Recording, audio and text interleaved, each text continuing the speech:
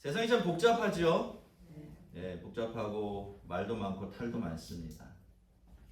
이런 세상을요, 우리가 우리 입장에서, 인간적인 입장에서 바라보면 이 세상은 나 자신과 우리 가족의 행복, 그리고 좀 더 넓은 틀에서 생각할 줄 아는 사람들에게는 이 세상에 사는 모든 사람들이 함께 누릴 행복을 추구하는 그런 장소가 되겠지만요, 우리가 신앙적으로 하나님의 입장에서 이 세상을 바라보게 되어지면 사실 이 세상은 하나님께서 우리에게 하나님을 가르쳐 주시는 배움의 장소, 학교입니다. 그리고 이것이 이 세상을 하나님께서 당장 심판하지 않으시고 그냥 내버려 두시는 것처럼 보이는 아주 중요한 이유 중에 하나예요. 여러분, 우리는 이 세상과 우리 인생에 좋은 일들만 일어나기를 바라죠. 참 이해가 안 간다고 생각될 때가 있어요. 왜 하나님은 좋은 일, 행복한 일만 우리에게 주시지, 왜 힘들고 아픈 일을 주시는가, 왜 세상에 고민거리를 던져주시는가, 이렇게 궁금해하고 이해가 가지 않는다라고 생각할 때가 있지만요, 사실 우리가 하나님을 정말로 알게 되는 것은 좋은 일들을 통해서가 아닌 것 같아요. 우리의 삶에 고난과 고통이 오고 그것을 하나님을 붙들고 넘어갔을 때, 그리고 하나님이 이 세상에 얼크러지고 엉켜지고 사악해 보이는 모든 것들을 결국에 제자리로 돌려놓는 그것을 볼 때 우리는 하나님이 정말로 살아계시는구나, 하나님은 정말 의롭게 이 세상을 통치하고 계시는구나 라는 확신을 가질 수 있는 것이죠. 그래서 하나님께서 물론 이 세상을 심판하는 일을 마지막 때까지 미뤄 놓으시기는 하셨지만 그것 말고도 우리에게 하나님을 명확하게 확실하게 가르쳐 주시기 위해서 하나님은 이 세상을 그런 방식으로 내버려 두시는 듯한 그런 모습을 보여주시는 겁니다. 다윗도요, 하나님을 그렇게 배웠습니다. 물론 그는 좋은 일, 행복한 일을 통해서도 하나님이 어떤 분이신지를 배웠죠. 하나님의 하나님 되심을 확인했을 겁니다. 하지만 그가 정말로 하나님이 하나님이신 줄 알고 확신하게 된 것은 사실 그의 고난 덕분이었어요. 밧세바 사건 이전의 다윗의 인생을 보면 그의 인생은 도저히 그로서는 이해할 수 없는 아주 불의한 고난의 연속이었어요. 여러분, 그가 뭔가 잘못한 일이 있어서 그런 거친 삶을 살 수밖에 없었던 것이 아니죠. 다윗은요, 하나님을 믿고 전쟁터에 나가서 엄청난 거인을 때려잡았죠. 그렇게 이스라엘이 위기에 처했을 때 국의 영웅이 됐습니다. 그런데 바로 그 이유 때문에 그 다음부터 목숨이 위태로운 상황을 겪으면서 10년이 훨씬 넘는 생활을 이리저리 돌아다니는 그런 인생을 살았던 것이죠. 여러분, 아마 다윗도 우리처럼 물었을 거예요. 그렇죠?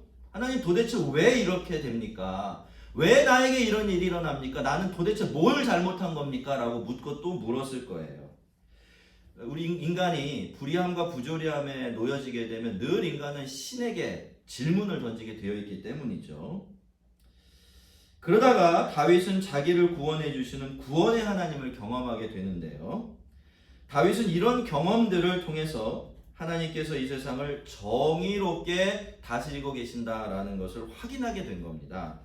법정에서 판결이 내려지게 될 때 그렇듯이 의로운 사람이 구원을 받는다라는 것은요, 반대편에서 악한 사람들이 하나님의 벌을 받는다라는 뜻이 되기 때문이에요. 다윗은 그런 하나님에 대한 고백을 사무엘하 22장에 나오는 이 한 편의 시 속에 고스란히 녹여내었던 겁니다. 그래서 다윗은요, 20절까지 우리를 공경과 고통에서 건져주시는 구원자이신 하나님을 마음껏 노래한 다음에 21절부터 29절까지는 의로운 통치자이신 하나님을 노래하고 찬양한 것입니다.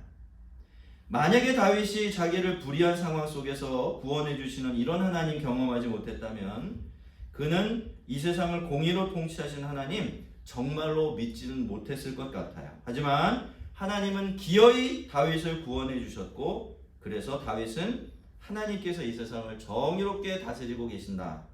이 세상의 완벽한 왕이시다라는 것을 경험으로 인정할 수 있게 되었던 겁니다. 그리고 우리가 지난주에 보았듯이 다윗은요, 자기를 구원해 주신 하나님의 은혜를 경험하면서 하나님이 그 곤경과 고난을 통해서 자기를 넓은 곳으로 인도해 주시는 분이시고 자기를 얼마나 기뻐하고 계시는지를 확인할 수가 있었어요. 그렇게 고난과 고통의 참된 의미, 왜 하나님께서 사랑하시는 자기에게, 잘못도 없는 자기에게 이유를 알 수 없는 고난과 고통을 그렇게까지 허락하실 수밖에 없으셨는지, 그거를 비로소 제대로 배우게 된 것입니다. 여러분, 사실 우리가 고난과 고통을 통과하면서 이 두 가지 은혜를 깨닫지 못한 채로 그냥 견디고 참아내기만 하면요, 고난과 고통은 우리에게 상처만 줄 뿐이지 별다른 이익이 없습니다. 그래서 우리는 어려운 일을 만날 때마다 늘 그렇게 생각할 줄 알아야 돼요. 하나님께서 우리에게 허락하시는 고난과 고통은 우리를 하나님이 계시는 저 넓은 곳으로 인도하시고 하나님께서 우리를 얼마나 기뻐하시는지를 알려주시기 위한 하나님의 섭리 가운데 있는 일들이다. 그렇게 생각할 줄 알아야 하는 겁니다. 두 가지를 생각할 줄 알아야 돼요. 저는 어느 순간부터 저에게 어려움이 오면 하나님께 그렇게 질문하는 버릇이 생겼어요. 하나님, 이번에는 나에게 또 뭘 가르쳐 주시렵니까? 라고 말이죠. 하나님, 이번에 내가 믿어야 할 하나님은 도대체 어떤 하나님입니까? 라고 묻게 되었어요. 저는요, 여러분, 하나님께서 우리의 삶에 허락해 놓으시는 모든 고난과 고통, 크고 작은 모든 아픔들과 슬픔들, 이런 모든 좋지 않다라고 여겨지는 일들 속에 바로 그런 은혜가 다 숨어 있다고 믿습니다. 여러분, 그냥 어려움과 고통이 오면 어떻게 되겠지, 이거 한번 넘겨보자, 그러지 마시고요. 그 속에서 하나님의 선하신 뜻을 한번 찾아보십시오. 아, 이것을 통해서 하나님이 정말로 살아계시는 더 넓은 곳으로 인도하시는구나. 그리고 하나님이 얼마나 나를 기뻐하고 사랑하고 계신지 보여주시겠구나 라고 말이죠. 그러면 우리의 인생에 고난과 고통들 당할 때는 쓰라리고 아프겠지만 지내놓고 나면 그것이 없었으면 큰일 날 뻔했다 라고 고백하는 우리를 발견할 수 있을 겁니다. 여호와께서 내 공의를 따라 상 주시며 내 손의 깨끗함을 따라 갚으셨으니 이는 내가 여호와의 도를 지키고 악을 행함으로 내 하나님을 떠나지 아니하였으며 그의 모든 법도를 내 앞에 두고 그의 규례를 버리지 아니하였음이로다. 다윗이 그 모든 고난과 고통을 다 통과해낸 다음에 하나님께서 그에게 어떤 선물과 은혜를 주셨는지 우리가 다시 언급할 필요는 없겠지요. 이미 잘 알고 있으니까 말입니다. 그는 그 끝에 정말 약속대로 이스라엘의 가장 위대한 왕이 되었고요. 영원한 보좌, 영원한 왕좌를 보장받는 하나님의 언약도 얻어냈습니다. 엄청난 거죠. 그렇죠? 그런 거 뭐 다시 말할 필요도 없겠지만요.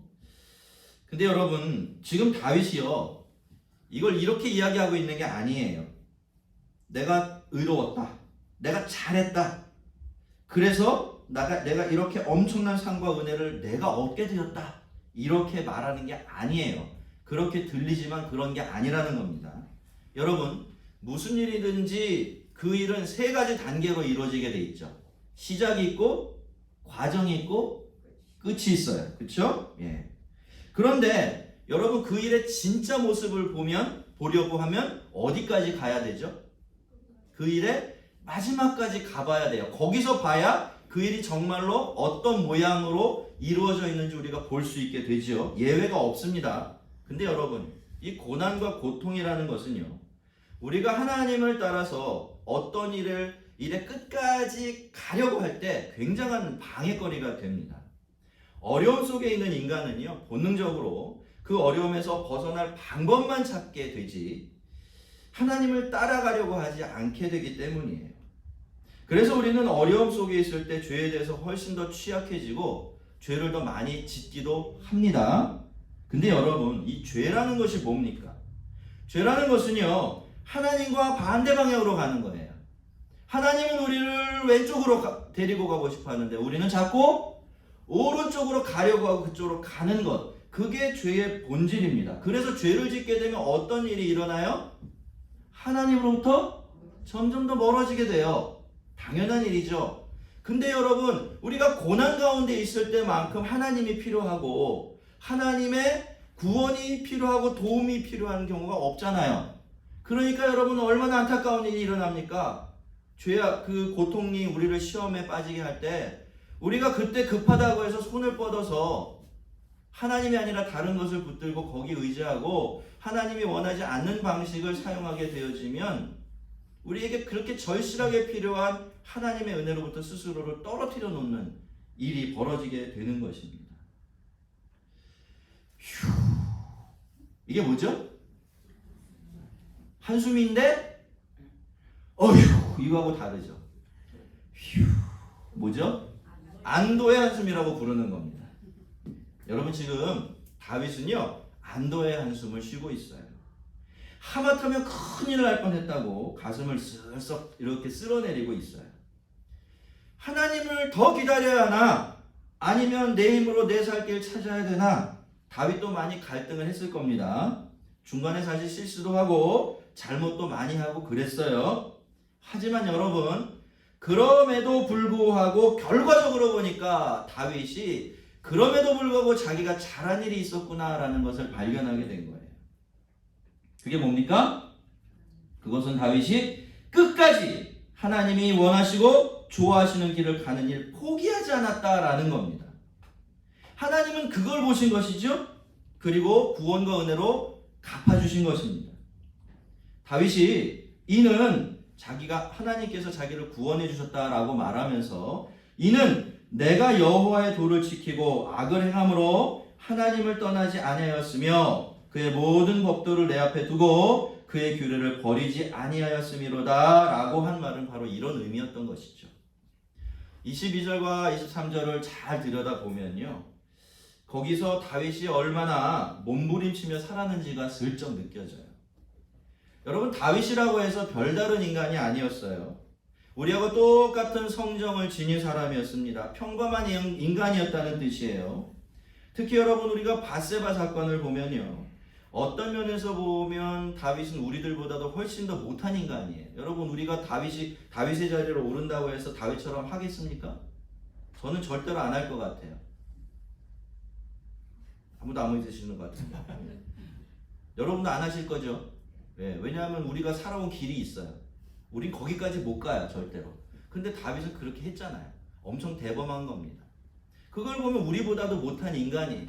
근데 여러분, 그랬던 다윗이 평생을 그 치열한 정치판에서 하나님을 섬기는 자로서 하나님의 뜻대로 살아가는 일을 끝까지 포기하지 않으려고 했다면 그가 얼마나 많은 싸움을 싸워야 했겠습니까?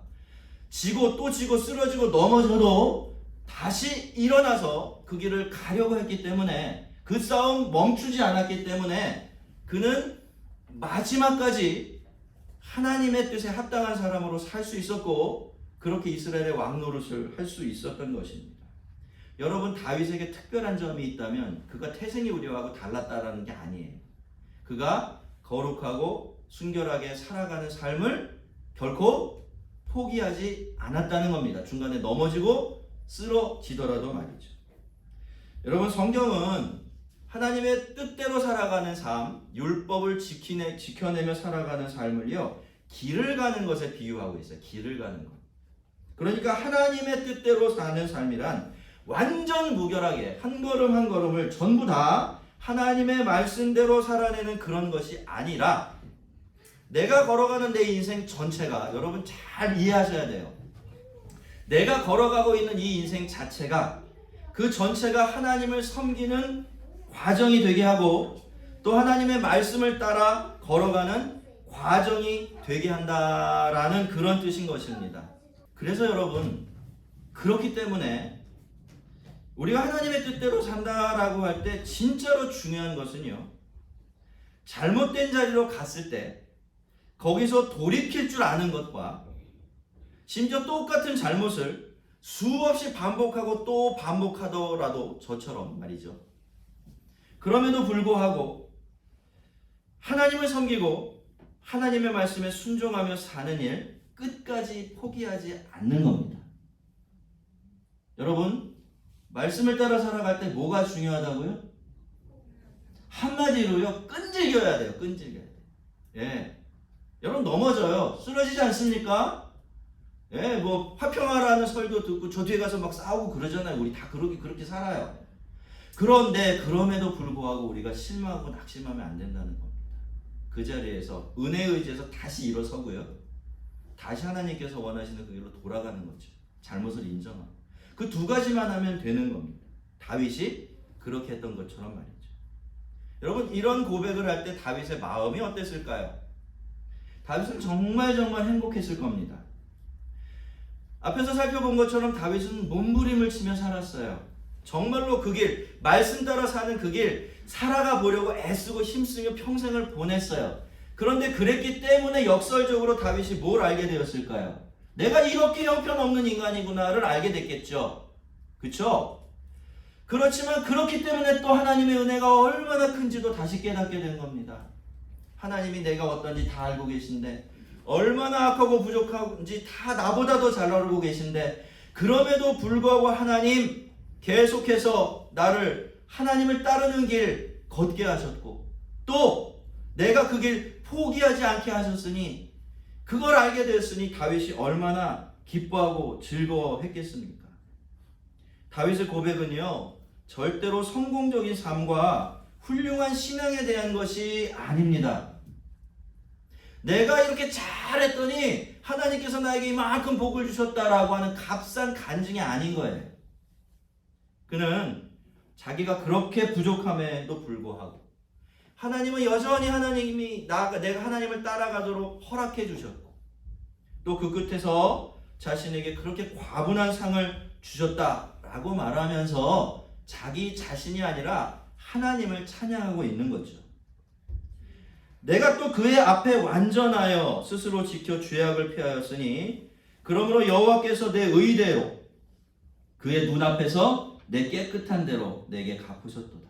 여러분, 그런데요, 다윗이 그렇게 끝까지 하나님을 섬기며 하나님의 뜻에 순종하며 사는 일을 포기하지 않을 수 있었고, 끝까지 자기 자신을 지켜낼 수 있었던 것은요, 그가 하나님의 눈길을 의식하면서 그 하나님의 눈 앞에서 살아갈 줄 아는 사람이었기 때문이에요. 그러고 보니까 오늘이 종교개혁주일이에요. 원래 10월 맨 마지막 주일은 늘 종교개혁주일로 정해져 있는데 잘 지키진 않지만, 종교개혁하면 생각나는 인물이 누굽니까? 마틴 루터. 우리는 칼빈 생각하지만 종교개혁자 하면 마틴 루터예요. 1517년에 마틴 루터가 성당 외벽에 95개조 반박을 문을 붙임으로써 이 종교개혁이 시작이 되었고, 그 덕분에 오늘 우리가 개신교라는 틀 안에서 마음껏 하나님을 섬기며 예배할 수 있는 그런 은혜를 얻게 된 건데요. 근데 여러분, 이 마틴 루터라는 사람이요, 처음부터 그랬던 게 아니에요. 나 반드시 종교를 개혁할 거야. 나는 평생을 종교개혁에 헌신할 거야. 이 과업을 이뤄내고야 말 거야. 이런 결단을 가지고 있었기 때문에 그가 끝까지 그 위대한 과업을 이뤄낸 게 아니에요. 이 기록을 보면요, 이 마틴 루터라는 인물은 한 가지 신앙의, 그게 이제 결국에는 모든 종교개혁자들의 표가 되거든요. 하나의 신앙의 원리를 붙들고 살았어요. 그게 뭐냐면 코람데오예요. 코람데오. 무슨 뜻인지 아시죠? 코람데오 한번 해보세요. 코람데오. 예, 코람데오. 라틴어인데요, 하나님 앞에서, 그런 뜻이에요. 마틴 루터는 그 표를 진짜 삶으로 옮겨낸 거죠. 그럴 수밖에 없었어요. 왜요? 마틴 루터에게 하나님은 죽은 하나님이 아니었어요. 모든 인생에 무관심한 하나님도 아니었어요. 마틴 루터가 믿고 있는, 진짜 모시고 살아가는 하나님은 살아계신 하나님이었고, 그래서 늘 자기 백성들의 살아가는 모습을 그 눈으로 똑똑히 지켜보고 계시는 그런 하나님이셨던 거죠. 늘 그런 하나님 앞에 살고 있으니까 어때요?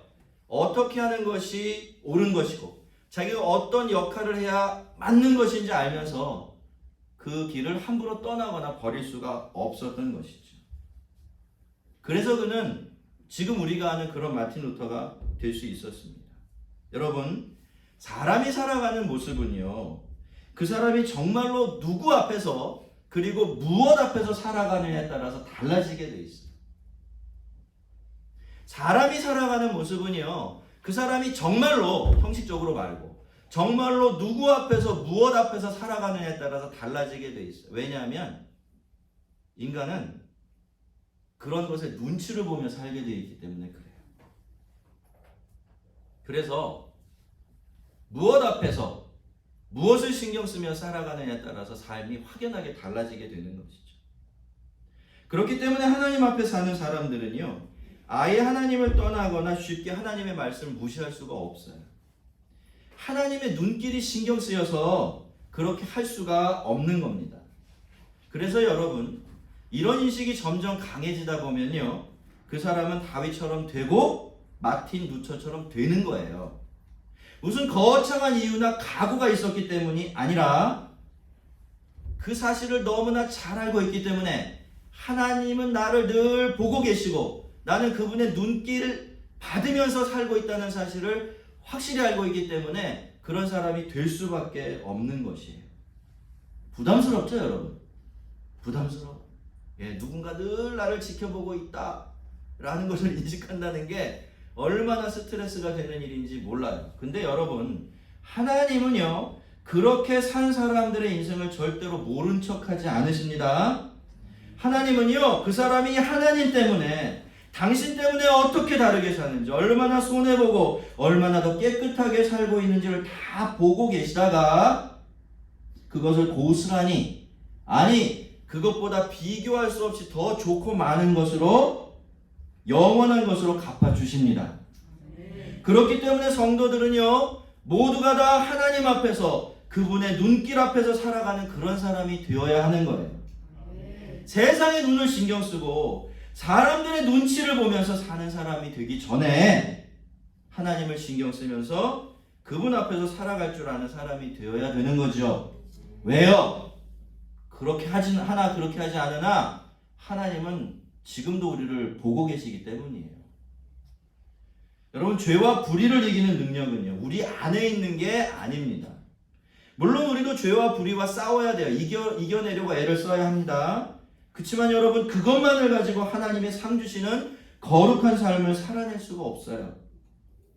하나님이 우리에게 정말로 살아계신 하나님이 되시고, 그래서 내가 늘 의식하며 마음 쓰며 살아가는 그런 분이 될 때 우리는 그 하나님 때문에 그분이 걸려서 거룩한 삶 살아가게 되고 영원한 상을 받는 인생 살아가게 되는 거예요. 이것이 바로 우리가 바울로부터 배워야 될 성도가 살아가는 삶의 방식이에요. 자비한 자에게는 자비하심을 나타내시며 완전한 자에게는 주의 완전하심을 보이시며 깨끗한 자에게는 주의 깨끗하심을 보이시며 사악한 자에게는 주의 거스르심을 보이시리로다. 여러분, 하나님은 어떤 분이십니까? 심은 대로 거두게 하신 하나님이세요. 그렇기 때문에 하나님이 우리가 이 세상에 살아갈 때도 나중에 하늘나라 가서만 그런 게 아니고요, 살아갈 때도 은혜를 그런 방식으로 우리에게 주세요. 우선 우리가 다른 사람들에게 자비를 베풀면 하나님도 우리가 살아가는 동안 우리에게 자비를 베풀어 주십니다. 그러니까 우리가 다른 사람을 사랑과 친절로 대하게 되어지면 하나님도 우리에게 사랑과 친절을 베풀어 주신다라는 겁니다. 여러분, 이 말씀을 한번 잘 생각해 보세요. 다윗이 이렇게 고백하고 있어요. 근데 우리가 이거 비슷한 말씀을 어디서 발견하나요? 주기도문 안에 있잖아요. 아니, 그죠? 주기도문 안에 주님께서 가르쳐 주십니다. 거기 뭐라고 되어 있어요? 우리가 우리에게 죄 지은 자를 사하여 준 것처럼 하나님도 우리의 죄를 용서해 주십시오. 알겠죠? 무슨 맥락인지, 그죠? 하나님은 우리가 사람에게 어떻게 대하고 어떻게 살았는가를 보시고 그것 가지고 우리에게 갚아주시는 그런 분이시라는 겁니다. 그 은혜를 달라고 구하라고 예수님은 우리에게 가르쳐 주신 것이죠. 근데 여러분, 이게 어마어마하게 수지 맞는 장사예요. 내가 사람들에게 자비를 베풀면 하나님이 나에게 자비를 베풀어 주신 이 삶이 어마어마하게 수지맞는 삶이에요. 왜냐? 왜 그렇죠? 우리가 사람에게 베푸는 친절과 사랑과 하나님이 우리에게 베풀어 주신 친절과 사랑은 수준도 다르고 규모도 다르고 비교할 수가 없기 때문에 그래요. 그렇기 때문에 여러분 어떻습니까? 우리가 베풀고 나눠주고 또 넉넉한 마음으로 살아가는 것, 그게 손해보는 겁니까? 남는 장사입니까? 그게 희생입니까? 아닙니까? 여러분, 우리는요 착각하고 있어요. 여러분, 만약에 이 세상에 하나님이 안 계시고 우리들끼리만 사는 세상이라면요, 우리가 나누고 베풀어주고 넉넉한 마음으로 사람을 대하는 것이 손해볼 수도 있어요. 그렇지만 이 세상은 닫힌 세상이 아니라 열린 세상이에요. 어디로? 하늘을 향해 열려 있어요. 그러니까 우리가 이 세상에서 땅에 사는 사람들에게 나눠주고 베풀어준 건 어디로부터 다시 부어집니까? 믿습니까? 왜요? 하나님이 그럴 뿐만이 아니라 행한 대로 갚으시는 분이시기 때문에. 그래서 여러분, 이런 법칙이 적용이 되는 거예요. 여러분, 우리는 되로 주고 말로 받습니다. 하나를 주고 100개를 얻어요. 10개 그밖에 안 되세요? 욕심이? 그리고 나의 작은 것을 내어주고서 하나님의 큰 것을 받는 겁니다. 늘 그걸 명심하세요. 나만 보고 사람만 보면요, 마음이 쪼그라들어요. 마음이 쪼그라들어. 나밖에 모르는 인생이 된다고요. 예외 없습니다. 아니, 줬는데 받지 못한다고 생각하면 누가 주겠어요? 하나님을 생각할 때 우리는 너그러운 사람이 될 수 있습니다. 누구처럼? 하나님처럼. 그죠? 그리고 그런 삶을 살았을 때 하나님의 너그러움의 대상이 되어지는 것입니다. 완전한 자에게는 주의 완전하심을 보이시며 깨끗한 자에게는 주의 깨끗함을 보이시며. 점이 가경이에요. 다윗은 두 번째로요, 하나님 앞에서 완전하고 깨끗하게 살려고 하는 사람에게는 하나님께서도 하나님의 완전하심과 깨끗하심을 보여주신다라고 그렇게 말하는데요, 이게 또 엄청난 복이고 엄청나게 특별한 은혜입니다. 하나님의 완전하심과 깨끗하심, 그 본연의 아름다움에 한 번이라도 노출된 사람은요, 그분을 사랑할 수밖에 없게 돼요. 그래서 늘 그분을 사랑하는 그 기쁨 안에서 살게 됩니다. 여러분이 가장 사랑했던 사람과 함께 있을 때, 여러분의 자녀나 손주를 품에 안고 있을 때 여러분의 마음이 어떠십니까? 만족하시죠? 기쁘시죠? 다른 생각 없어져요. 제가요, 이번에 제주도를 다녀왔지 않습니까? 노예 수련회로 좀 잠깐 다녀왔는데, 평상 전에도 제주도에 간 적이 있었지만 처음으로 제주도에 갔다가 우도에 들어갔다 왔어요. 와, 정말 아름답더라고요. 제주도 안에 있는 제주도다 그렇게 불리는 섬인데, 제주도의 축소판인데 제주도보다 훨씬 더 예뻐요. 거기 한 그 작은 해수욕장이 하나 있는데요, 제가 거기서 바다와 발밑에 깔려있는 모래 그 모든 풍경을 보면서 감탄을 했습니다. 와, 세상에 우리나라에 이렇게 아름다운 곳이 있구나 라는 생각을 했습니다. 그래서 그걸 보고 있고 그 섬 안에 머무는 동안 제가 얼마나 행복하고 기뻤는지 몰라요. 지금도 그 흥분된 기쁨이 여기 이렇게 좀 남아있는 듯해요. 제가 앞으로 제주도 가면 다른 데는 몰라도 우도는 꼭 한번 들어갔다 올 것만 같습니다. 자, 근데 여러분, 그 불완전하고 작은 섬 하나를 보고도요, 인간이 이만큼의 기쁨과 만족을 누릴 수 있다면, 우리가 하나님의 본연의 아름다움과 완전하심에 노출되어진다면, 늘 그렇게 살아갈 수 있다면, 우리가 거기서 얻을 수 있는 만족과 기쁨은 얼마나 대단할까요? 그런 사람은요, 정말 하나님만 계시면 더 이상 바랄 것이 없다 라고 외치며 살아가는 행복한 영혼이 될 것입니다. 그런데 여러분, 하나님은요, 하나님 앞에서 완전해 보려고 끙끙대는 사람들에게, 하나님 앞에서 정결하게 살아가려고 애쓰는 사람들에게 그런 상 주신답니다. 지금 여기서 하나님의 어떠하심을, 그 아름다우심을 맛보며 살게 해주신다는 거죠. 반대로 하나님을 무시하고 사악하게 살아가는 사람들에게는 주님의 이 거스름, 걸림돌이 된다고 말씀을 하세요. 그러니 여러분, 하나님 앞에서 사는 사람의 인생과 그렇지 않은 사람의 인생이 똑같을 수 있겠습니까? 여러분, 우리가요, 이미 하나님을 알잖아요. 하나님을 믿고 있잖아요. 사람에 따라 하나님의 아름다우심과 그 완전하심을 아는 지식은 달라져요. 그렇죠? 그러니 여러분, 그럼에도 불구하고 우리가 하나님을 알게 되었다는 게 얼마나 큰 복입니까? 그분 앞에서 살아갈 줄 아는 사람이 되었다는 건 얼마나 큰 특권인가요? 여러분, 하나님 앞에서 살아가는 인생과 그렇지 않은 인생은요, 둘이 같을 수가 없어요. 질적으로 다를 수밖에 없는 겁니다. 여러분, 행복이 어디서 올까요? 참 기쁨이 어디서 오죠? 우리의 소유에서 옵니까? 우리의 성공으로부터 오나요? 아니에요, 여러분. 여러분, 인간이 행복해지는 것, 인간이 만족을 얻는 건 여기가 채워져야 돼요. 여기가 채워지지 않으면 아무리 많은 거 쏟아 부어주어도 그때뿐이에요. 더 갈증, 더 배고픔. 여러분, 요즘에 매스컴이 난리가 났죠. 두 배우 때문에, 두 연예인 때문에 난리가 났어요. 여러분, 그 사람들 돈 어마어마하게 많잖아요. 어마어마하게 유명해요. 어마어마하게 성공했어요. 근데 왜 그렇게 합니까? 여기 때문에. 여기가 채워지질 않아요. 이런 것들이 많아지고 이런 것들이 높아질수록 이상하게 여기는 더 텅 비어가는 거죠.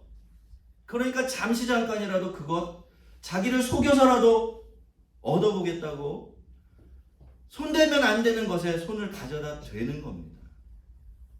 여러분, 우리는요, 그만큼 잘 돼보지 않아서 모르지만 우리가 그런 사람들의 인생을 보면서 배워야 되는 거예요. 아하, 참된 행복이란, 참된 기쁨이란, 참된 만족이란 그런 데서 오는 게 결코 아니었구나 라고 말이죠.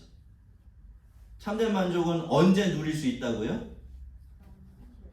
한번 이렇게 해보세요. 여기가 채워질 때, 여기가 채워질 때. 근데 여기는요, 여기는 너무 넓고 커서 하나님만으로 원래부터 채워지도록 만들어져 있어서 하나님이 아니시면 채울 수가 없어요.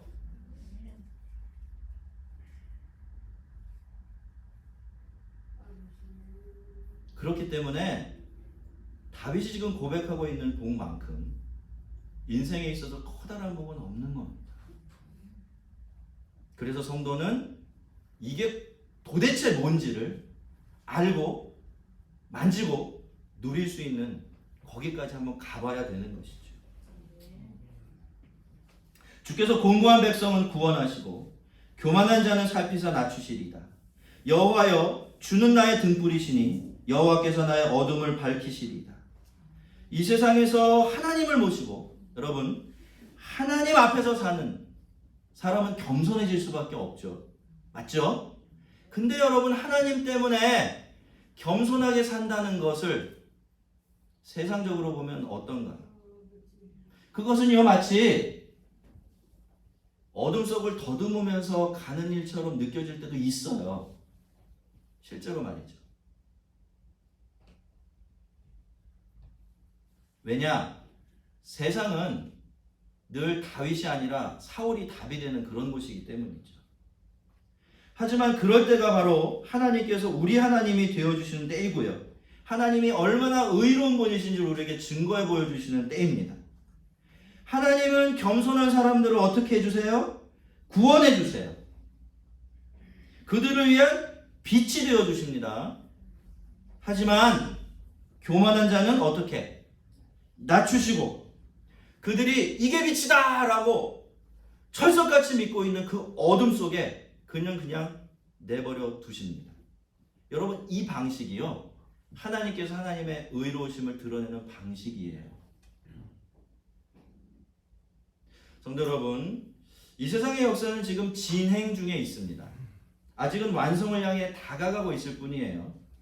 그래서 세상은 완전하지가 않습니다. 완전히 의롭지도 않고 완전히 공평하지도 않아요. 그런 거 기대하면 안 돼요. 그렇기 때문에 이 세상은 우리에게 적지 않은 시험거리가 되는 게 사실이에요. 우리가 그런 세상을 보고 있으면 우리의 믿음이 자꾸 흔들리게 되니까 말이죠. 하지만 그럼에도 불구하고 우리 하나님은 지금도 공의로 이 세상을 통치하고 계십니다. 그래도 선하고 아름답고 깨끗하게 온전하게 살아보려고 애쓰는 사람들에게는 그들만이 알 수 있는 특별한 복과 은혜를 주시고, 반대로 악한 사람들에게는 결국에는 쓴 열매를 거두게 하세요. 여러분, 세상에 여전히 사필귀정이라는 말이 이 세상의 이치를 설명하는 말로 남아있지요? 맞습니까? 그리고 사람들이 그 사필귀정을 두려워하죠?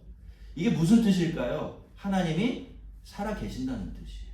하나님이 안 그래 보이지만 이 세상을 그래도 의롭고 공평하게 다스리고 계신다라는 뜻이죠. 그렇지 않으면 인간들은요, 절대로 하나님을 두려워하지 않고 사필귀정이라는 말을 지워버렸을 겁니다.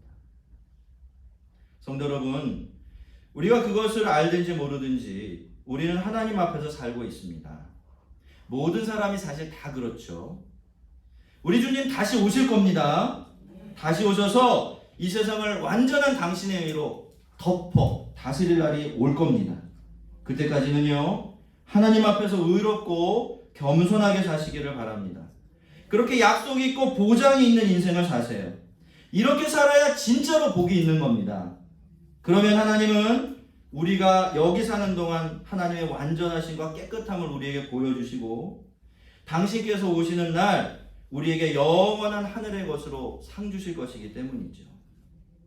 사울들이 너무나 많고 그들이 힘을 쓰고 있는 것 같은 그런 세상이지만, 그래도 하나님 앞에서 하나님을 모시고 살아가는 다윗의 복 절대로 놓치지 마시기 바랍니다. 정의로우신 하나님, 그래서 행한 대로 갚아주시고 뿌린 대로 거두게 하시는 하나님을 붙들고서 영원히 상 받는 인생 살아가는 우리 모두가 되기를 주의 이름으로 축원합니다. 우리 같이 한번 기도하겠습니다.